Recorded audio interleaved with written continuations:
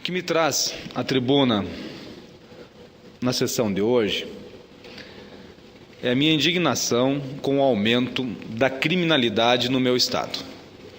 E tenho certeza que não é só no meu Estado, que são em todas as unidades da Federação, das quais Vossas Excelências representam.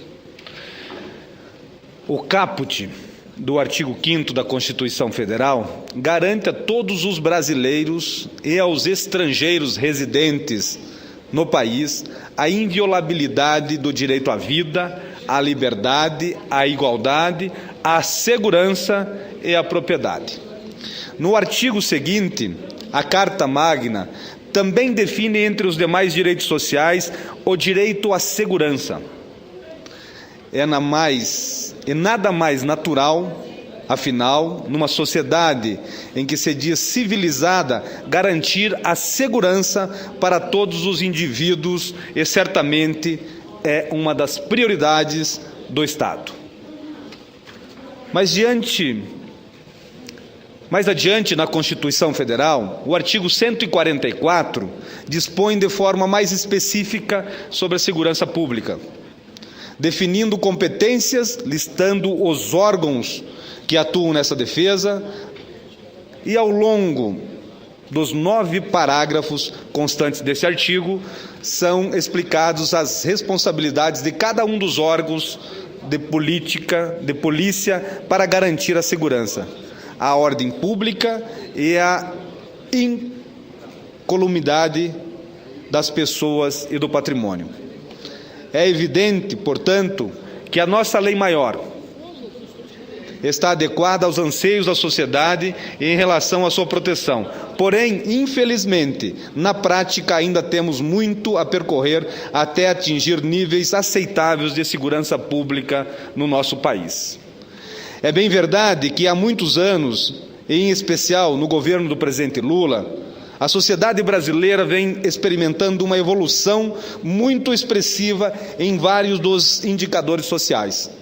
O crescimento da economia, juntamente com a melhoria da distribuição de renda, senador presidente Mozarildo Cavalcante, resultou em milhões de brasileiros saindo da linha de pobreza e outros milhões adentrando a classe média. Era de se esperar que tal crescimento de renda nacional repercutisse de forma direta e positiva nos índices de violência do nosso país. Porém, isso não ocorreu. Tenho absoluta convicção que, juntamente com a saúde, a segurança é uma das maiores preocupações do povo brasileiro. E ressalto aqui também a educação.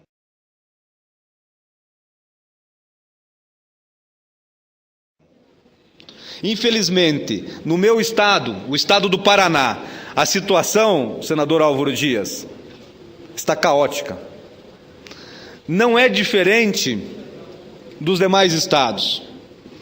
Ao longo dos anos, a manutenção de alguns indicadores da violência tem piorado e muito no meu estado. O pior é que o Paraná vem deixando de fazer o dever de casa no combate à criminalidade há alguns anos, e a falta de investimentos na área de segurança levou ao sucateamento da máquina policial e ao consequente aumento da criminalidade. O Estado apresenta uma taxa de homicídios por 100 mil habitantes maior que a nacional. A taxa brasileira se situa em 25 pessoas, a taxa paranaense é de 32,6 pessoas a cada 100 mil. A média aumenta na capital de Curitiba, atingindo 40 homicídios por 100 mil habitantes, e chega à incrível e lamentável taxa de 62 na região metropolitana de Curitiba. A situação do Estado também é crítica quando comparamos o nosso efetivo policial com os estados vizinhos. O Estado tem 16.700 policiais militares na ativa e 3.700 policiais civis, sendo que Santa Catarina, que tem a metade da nossa população, tem o mesmo efetivo. Mato Grosso do Sul, com 1/4 da população paranaense, tem a metade do nosso efetivo. São Paulo, que tem uma população 4 vezes maior, tem um efetivo policial 10 vezes maior do que o estado do Paraná. É preciso, urgentemente, dobrar o número de policiais, senadora Portela, no estado do Paraná. É certamente pelas razões expostas que o Paraná continua registrando índices crescentes da violência. Após a finalização dos balanços de julho, Curitiba e região metropolitana registraram 144 homicídios, um aumento de 20% em relação ao mês de junho, mês imediatamente anterior, quando houve 120 assassinatos em Curitiba e região metropolitana, em um único mês. Aumentaram também os casos de latrocínio no mês de julho, passando de um caso de 9 para mais de 2 dezenas. O número de mortes violentas, especialmente homicídios, cresceu no Paraná, enquanto em outros estados que eram considerados mais violentos, como o de São Paulo,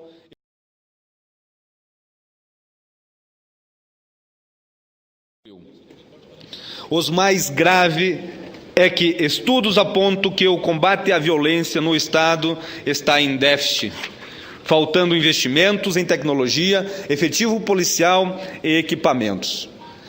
E assim não é possível vislumbrar melhorias expressivas a curto prazo. Os investimentos também passam por grande disparidade entre os estados. Em São Paulo, o governo atual investe 11,9 bilhões em segurança pública. No Paraná, o orçamento segue a base do governo anterior de 1,9 bilhões. Ou seja, estamos investindo apenas 15% do que é investido no nosso estado vizinho, quando, do ponto de vista populacional, o Paraná é 25% menor que São Paulo. O problema é que há outros índices muito negativos relativos à violência em nosso estado. Números que demonstram a força, inclusive, do crime organizado. Afinal, segundo o levantamento do Conselho Nacional de Justiça, o CNJ, há 100 juízes brasileiros com vida ameaçada, atualmente em diferentes níveis de risco. Na lista de juízes ameaçados por estado, lamentavelmente, o Paraná aparece em primeiro lugar, com 30 casos. 30 juízes no meu estado estão ameaçados. Seguindo de longe pelo segundo colocado, que é o estado do Rio de Janeiro, que tem apenas, não devemos aqui considerar apenas, mas tem 13 juízes ameaçados. E pela Bahia com 10. Ora, senhoras e senhores senadores, povo paranaense, meus caros brasileiros, é muito preocupante constatarmos que em nosso estado, o estado do Paraná, lidera uma lista tão negativa, sobretudo quando comparamos com outras unidades da federação muito mais conhecidas pela atuação do crime organizado, e cujo número de juízes ameaçados é bem menor. Trata-se, nesses casos, de grave desrespeito à ordem estabelecida e da verdadeira afronta.